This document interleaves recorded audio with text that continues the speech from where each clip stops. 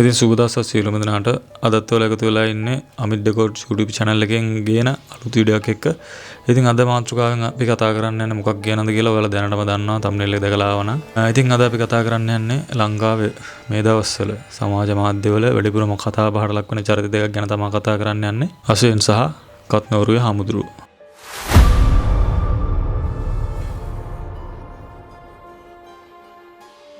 ඉතින් අද අපි මේ වීඩියෝ එක කරන්නේ ලංකාවේ වැඩිපුරම කුණුහර පහන ලංකාවේ වැඩිපුරම බැනුම් අහන චරිත දෙකක් ගැන සහ ඒ චරිත දෙක සම්බන්ධයෙන් වර්තමානයේ කතා බහට ලක් වෙන ලොකු විස්තරයක් ගැන කතා කරන්න. මේක ඇත්ත නැත්ත මොකද්ද කියලා බලන්න තමයි අද වීඩියෝ එක කරන්නේ. ඉතින් ඔයාලා දකින්න ඇති අශේන්ගේ පහුගිය දවස්වල කරපු අලුත්ම සෙල්ලම. මෙයා කාලෙන් කාලට පුවත් මවන චරිතයක් තමයි ලංකාවේ සෝෂල් මීඩියා වල සහ ගොසිප් වල කාලෙන් කාලට පුවත් මවන චරිතයක් තමයි අශේන් කියලා කියන්නේ. ඉතින් අශේන් නිකන් YouTube කෙනෙක් නෙමෙයි. ලංකාවේ ගොසිප් වල CEO කියලා කිව්වොත් අපි නිවැරදි. අනිත් පැත්තෙන් ගත්තොත් කත්නෝරුවේ හාමුදුරුවෝ. මෙයා බණ කියනව නෙමෙයි.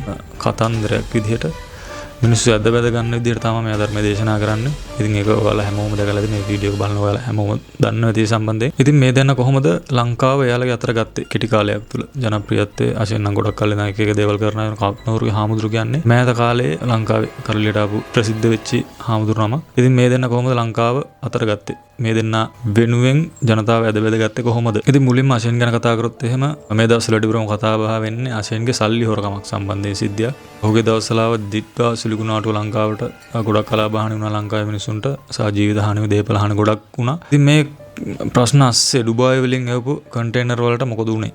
ඉතින් ඔයාලා දකින්න ඇති YouTube වල නිතරම සැරිසරනවා නම් මේ සම්බන්ධ ගොඩක් වීඩියෝ තියෙනවා. සුදා ක්‍රියේෂන් කියලා channel එකක් තියෙනවා. මේකෙන් මේ සම්බන්ධයෙන් ගොඩක් හරලා තිබ්බා. අශේන් මේ සල්ලි වලිනුත් වංගු ගැහුවද කියලා වීඩියෝ කරලා තිබුණා. ඔයා දකින්න ඇති. ඒ විතරක් නෙමෙයි මතකයින වලට අශේන් පාර්ලිමේන්තුවට යන්න හදුවා. මැතිවරණ කාල සීමාවේ. එයාගේ නාම යෝජනා ප්‍රතික්ෂේප වුණාම ඒකටත් එයා උසාවිය ගියා. හැබැයි උසාවියනුත් කිව්වා ඔයාලට යන්න බෑ මේක කරන්න බෑ කියලා. හැබැයි අශේන් එකෙන් නැවතුණා. අශේන් එකෙන් නැවතුන්නේ නැහැ. අශේන් ඒකත් එයාගේ කන්ටෙන්ට් එකක් විදිහට තෝරාගෙන තමයි වැඩ කරේ. අශේන් ගැන යන තව ලොකු ගොසිප් එකක් තමයි එයා සල්ලි පාවිච්චි කරන විදිය. එයා හදුවා බික කියලා රෙස්ටෝරන්ට් එකක් ලංකාව පුරාම. ඉතින් සමහර කිව්වා මේ බික ආයතන පිටිපස්සේ ගොඩාක් කළු සල්ලි සුදු කරනවා කියලා කතාවක් ගියා. ඉතින් ඇයි අශේන් හැමදාම මේ වගේ ප්‍රශ්න මැද්ද ජීවත් වෙන්නේ? හොඳ සෝෂල් මීඩියා වල පවර්ෆුල් කැරක්ටර් එකක් වුණත් ඇයි හැමදාම මේ ප්‍රශ්න?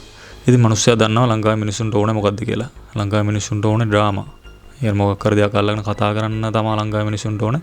ඒ හින්දා අශේන් මිනිසුන්ගේ හිතවලට දෙන්න තියෙන හොඳම තැනින් හැමතිස්සෙම දෙයක් කරන මිනිසෙක්. ඒ හින්දායි මෙච්චර කාලයක් වෙලා තාමත් කතා බහ නවතින නැති චරිතයක් වෙලා තියෙන අශේන් සේනාරත්න කියන චරිතය.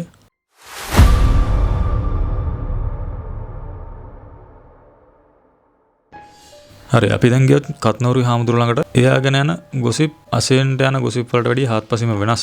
පහුගිය දවස්වල අන්තර්ජාලයේ පුරාම ගියේ කන්න නැතුවම හනුනාද කියන කතාව තමයි ගියේ. ගොඩක් කට්ටිය හාමුදුරුවන්ට අපහාස කරන්න මේවා කතා හැදුවා. ඉතින් හාමුදුරුවෝ අශේන් එක්ක හිටපු හින්දා මේක ව්‍යාපාරික පැවිද්දක්ද කියලා තව කතාවක් ගියා. හැබැයි ඒකට නම් හාමුදුරුවෝ දුන්න උත්තරේ ටිකක් සැර උත්තරයක් තමයි හාමුදුරුවන්ගෙන් ජනතාවට හම්බුනේ. 2020 අලුත් අවුරුදු පටන් ගන්නකොටම හාමුදුරුවෝ කිව්වේ අතේ සතයක් නැති වුණත් අවුරුද්ද කිරියුතුරුනා වගේ ගෙවන්නේ කොහොමද කියලා. එයාගේ වීඩියෝ එක පැය කිහිපයකින් ලක්ෂ ගාණක් ලක්ෂ 2-3 බලලා තිබුණා. ඉතින් මේ හාමුදුරුවෝ පන්සලට කොටු වෙලා ඉන්න කැමති චරිතයක් නෙමෙයි. මෙයා කැමති මෙයා දන්න දේවල් YouTube හෝ සමාජ මාධ්‍ය හෝ TV channel මගින් ප්‍රචාරය කරන්න තමයි මේ හාමුදුරුවෝ ගොඩක්ම කැමති. එයා දන්න දේ ජනතාවට බෙදා හරින්න තමයි එයා ගොඩක් කැමති. ඉතින් ඒක සාම්ප්‍රදායික හාමුදුරුවන්ට දිරවන්නේ නැහැ. සාම්ප්‍රදායික හාමුදුරුවෝ කියලා අදහස් කළේ දන්නා සෝෂල් මීඩියා එන්න කලින් ධර්ම දේශනා කරපු කට්ටිය මීඩියා වලට ගිහිල්ලා සල්ලි වලට බණ කියපු කට්ටිය ඉන්නවා. තමන්ගේ ස්ටුඩියෝ සවුන්ඩ් නැතුව බණ කියන්න තේ හාමුදුරුවෝ හිටියා කලින්. ඉතින් ඒ වගේ හාමුදුරුවෝ කැමති නැහැ මෙන්න මේ දෙයට. ඒකයි මේ හාමුදුරුවෝ වටේට හැමදාම මොකක් හරි ඕපදූපයක් කැරකි තියෙන්නේ.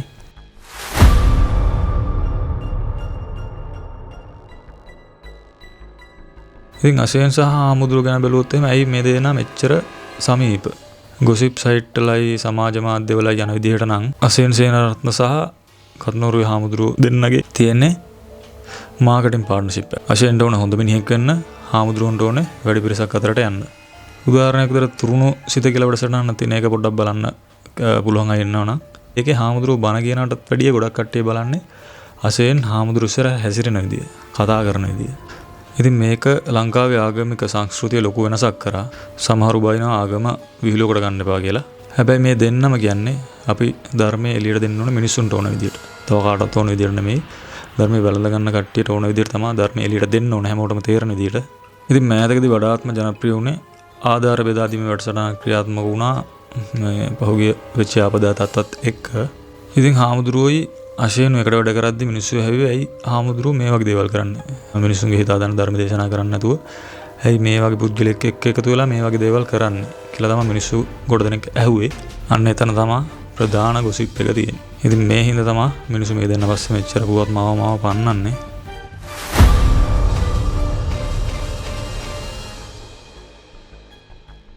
ඉතින් අවසාන කරන්න කලින් වීඩියෝ එක තව දෙයක් කියන්නම්. ඉතින් අශේන් සහ කත්නෝරුවේ හාමුදුරුවෝ කියන්නේ අප්පා අතරෙම ඉන්න මිනිස්සුන්ගේ පරස්පර විරෝධී ලක්ෂණ තියෙන. ඒ කියන්නේ අපි එක්ක ඉන්නවනේ මිනිස්සු.